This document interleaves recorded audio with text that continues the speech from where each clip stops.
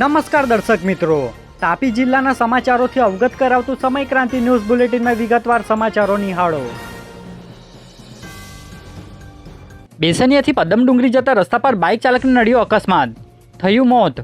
ડોલવણ તાલુકાના બેસનિયાથી પદમડુંગરી જતા રસ્તા પર એક પૂરપાટ ઝડપે દોડતી બાઇક રોડની સાઈડમાં ઉતરી જતા અકસ્માત સર્જાયો હતો, જેમાં બાઇક ચાલક જીતુ ચૌધરીનું ઘટના સ્થળે જ મોત નીપજ્યું હતું। બનાવને પગલે પોલીસે ગુનો નોંધી કાયદેસરની કાર્યવાહી હાથ ધરી છે, જેની માહિતી ગુરુવારના 4 કલાકે પ્રાપ્ત થઈ હતી। તાપી જિલ્લા કોંગ્રેસ કાર્યાલય ખાતે ઇન્ડિયા ગઠબંધન અંતર્ગત આપ અને કોંગ્રેસની બેઠક યોજાઈ।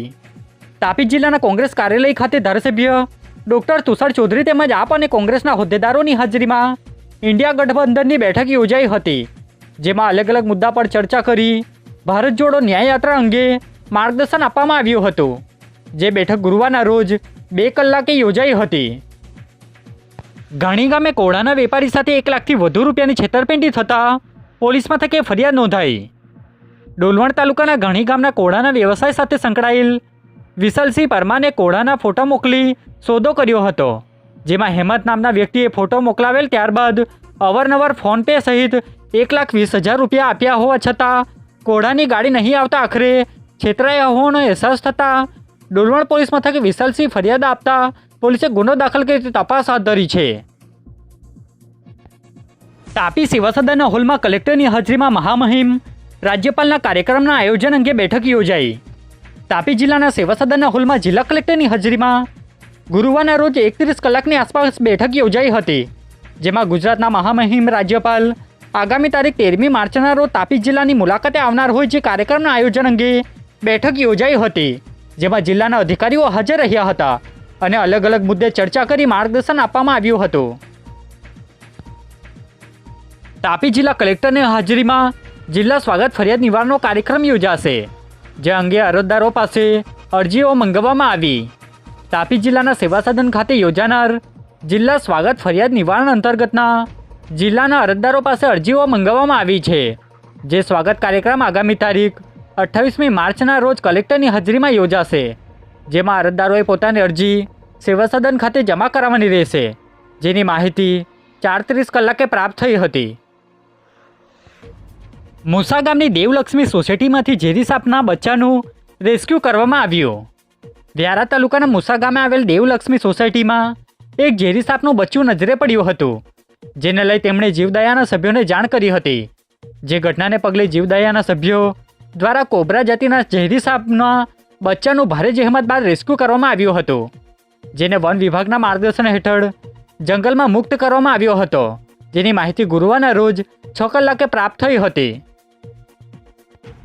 તાપી જિલ્લાના સેવા સદન ખાતે પ્રાંત અધિકારીની હાજરીમાં પલાસ પર્વની ઉજવણી અંતર્ગત બેઠક યોજાઈ। તાપી જિલ્લાના સેવા સદન ખાતે વ્યારાના પ્રાંત અધિકારીની હાજરીમાં બેઠક યોજાઈ હતી, જેમાં આગામી દિવસોમાં આવનાર પલાસ પર્વની ઉજવણી અંતર્ગત ચર્ચા કરી માર્ગદર્શન આપવામાં આવ્યું હતું, જેમાં વ્યારા મામલતદાર સહિતના અધિકારીઓ અને કર્મચારીઓ હાજર રહ્યા હતા, જે માહિતી ગુરુવારના રોજ 5 કલાકે આપવામાં આવી હતી। તાપી એલસીબી પોલીસે બેડકી નાકા નજીકથી 2 વોન્ટેડ આરોપીને ઝડપી લઈ વ્યારા એલસીબી ખાતે લાવી કાર્યવાહી કરી। તાપી જિલ્લા એલસીબી પોલીસને મળેલી બાતમીના આધારે બેડકી નાકા નજીકથી સોંગઢ પોલીસ મથકમાં દારૂના ગુનામાં વોન્ટેડ 2 આરોપી ગોપાલ રામેશ્વર ભગત રહે નાની દમણ અને રાહુલ જોટી સહાની રહે સેલવાસને કાર સાથે ઝડપી લઈ વ્યારા એલસીબી ઓફિસ ખાતે લાવી કાર્યવાહી કરવામાં આવી હતી, જે માહિતી 1 કલાકે આપવામાં આવી હતી। વ્યારા ડીવાયએસપી કચેરી ખાતેથી ડીવાયએસપી દ્વારા બોગસ તબીબ ઝડપાતા માહિતી આપવામાં આવી હતી।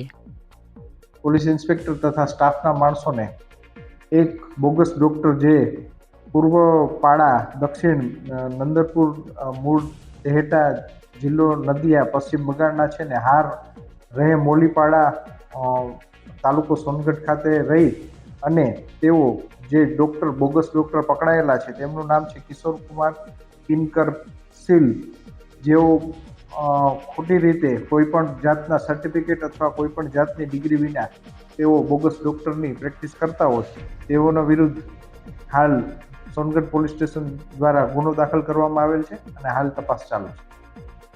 વડલી ગામે પિતાએ દીકરાને કામ ધંધા કરવાનું કહેતા દીકરાએ પાવડા વડે પિતા પર હુમલો કર્યો। નિઝર તાલુકાના વડલી ગામે પિતા મોતીરામ વડવીએ દીકરાને કામ ધંધા કરવાનું કહેતા હોય, જેને લઈ દીકરો અરમાન વડવી પિતાને પાવડા વડે હુમલો કર્યો હતો, જેને લઈ પિતાને ઈજાઓ પહોંચી હતી. બનાવને પગલે પોલીસે પિતાની ફરિયાદના આધારે પુત્ર સામે ગુનો દાખલ કરી કાર્યવાહી હાથ ધરી છે, જેની માહિતી ગુરુવારના 3 કલાકે પ્રાપ્ત થઈ હતી.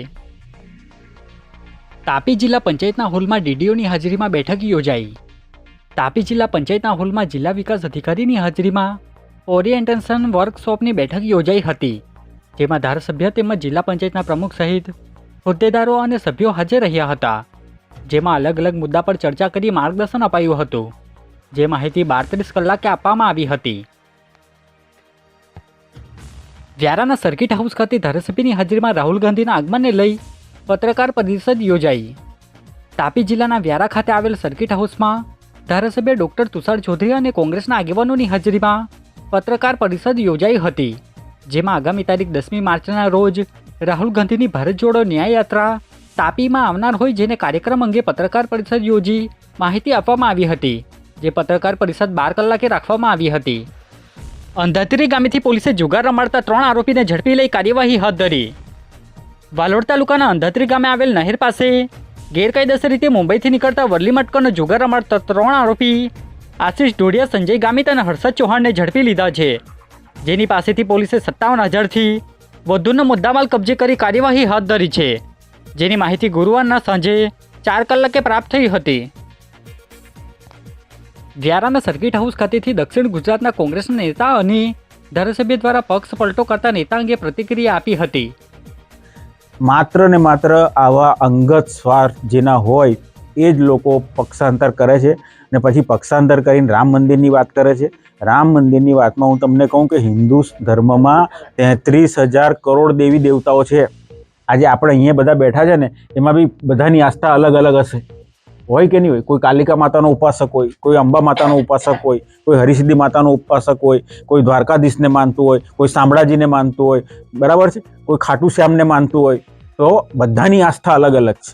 તો બધાની આસ્થા અલગ અલગ છે ને કે રામ મંદિર બનાવ્યું એટલે મેં જતા રહ્યા. તો એ રામ મંદિર બનાવ્યું તો તમારે અયોધ્યા જવાનું હોય ને, ભાજપમાં જવાની ક્યાં જરૂર છે? એમાં ભાજપમાં જવાની ક્યાં જરૂર આવે છે? એમાં તમે જાઓ અયોધ્યાને દર્શન કરો ને વધારે ગમે તો અયોધ્યામાં રહેવાનું રાખો એમ, પણ ભાજપમાં જવાની ક્યાં જરૂર છે?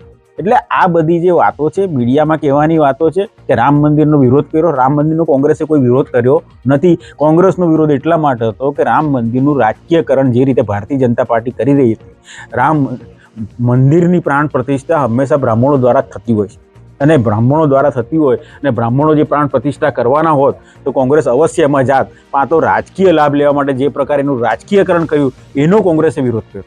અને કોંગ્રેસ કીકાકુઈ ગામની સીમમાંથી પોલીસે બાઇક પર લઈ જવાતો વિદેશી દારૂ ઝડપી લીધો.